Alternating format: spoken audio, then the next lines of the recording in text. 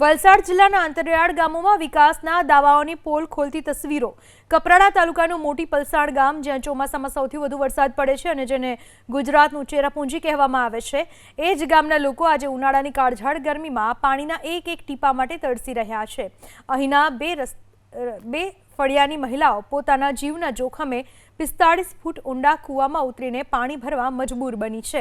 અંદાજિત 1200 લોકોની વસ્તી ધરાવતા ફળિયામાં કહેવા માટે 8 જેટલા સરકારી કૂવાઓ છે, પણ ઉનાળો આવતા જ તમામ કૂવાઓ તળિયાઝાટક થઈ ગયા છે। કૂવામાં પાણી સુકાઈ જતા હવે મહિલાઓ 45 ફૂટ ઊંડા કૂવાની અંદર લોખંડની સીડી અને દોરડા બાંધીને નીચે ઉતરે છે, તો વળી બીજા કૂવામાં લોખંડના સળિયા પકડીને જીવના જોખમે કોતરો સુધી પહોંચે છે। કૂવાની પથરાળ કોતરોમાં જે થોડું થોડું પાણી એકઠું થાય છે, તેને વાસણોમાં ભરીને ઉપર લાવવામાં આવે છે। લોકોનો આરોપ છે કે કપરાડા અને ધરમપુરના અંતરિયાળ વિસ્તારો માટે કરોડો રૂપિયાના ખર્ચે એસ્ટ્રોલ જૂથ પાણી પુરવઠા યોજના તૈયાર કરવામાં આવી અને અંદાજિત 586 કરોડ રૂપિયાની આ યોજના અંતર્ગત મોટી પલસાડ ગામમાં ઘરે ઘરે નળ તો ફીટ કરી દેવામાં આવ્યા છે, પણ આજ દિન સુધી આ નળમાં પાણીનું એક ટીપું આવ્યું નથી। આ ગામના લોકો હવે ઉગ્ર આંદોલનની ચીમકી આપી રહ્યા છે અને સરકાર પાસે તાત્કાલિક પીવાનું શુદ્ધ પાણી પૂરું પાડવાની માંગ કરી રહ્યા છે। सर, अमारे गाम में आश्रे 1200 जेटली वस्ती है और आश्रे 50 जेटला घरों है और पानी की अँ गंभीर समस्या है। पानी भरवा माटे नीचे 45 फूट ऊंडा उतरવું પડે અને તેમાંથી ઉતરીને ભરવું પડે। हवारे साहेब છે ને हवारे तो पछी आ डबलू 5 लीटरનું એ દોરીથી બાંધીને પછી ખેંચીને પછી પેલો કળશીમાં ભરીએ। અમારે બેરસ્તા ફળિયામાં 1200 જેટલી વસ્તી છે। पानी थी ने पछी उतरीने पछी आ वाटकीथी भरवा पड़े, पछी वारापरथी एक एक कळशी पछी रसोई माटे पूरा करे। 1 कलाक भी लागे ने 2 कलाक भी लागे एवुं साहेब छे। सूरत महानगरपालिका हवे मलेरिया सामे लड़वा एआई અને ક્લાઇમેટ ડેટાની મદદ લેશે।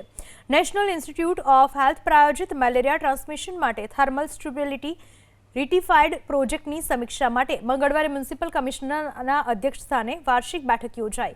આ બેઠકમાં એઆઈ અને ક્લાઇમેટ ડેટાની મદદથી મચ્છરોની ઉત્પત્તિ અને મેલેરિયાના જોખમને કેવી રીતે નિયંત્રિત કરી શકાય તેના ઉપર વિસ્તૃત ચર્ચા કરવામાં આવી। આ મહત્વાકાંક્ષી પ્રોજેક્ટમાં અમેરિકાની Cornell university, Oklahoma university, New York university, ICMR, NIMR, Surat महानगरपालिका તેમજ અમદાવાદ મહાનગરપાલિકા સાથે મળીને કામગીરી કરશે।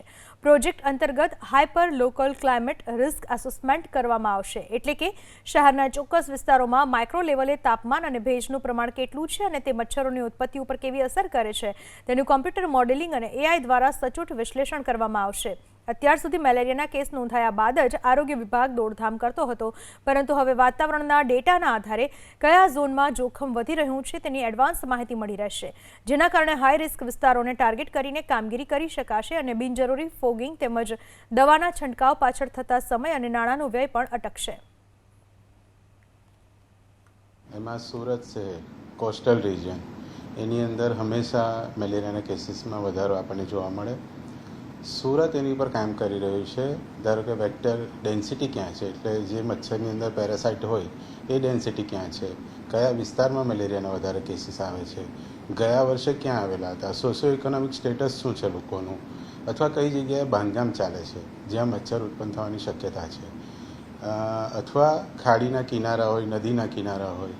सूरत कॉर्पोरेशन आ जे फिजिकल पेरामीटर छे ए जोईने काम करे छे, परंतु આપણે બધા જ જાણીએ છીએ કે મચ્છરની ઉત્પત્તિ એનું ટેમ્પરેચર સાથે પણ રિલેશન છે।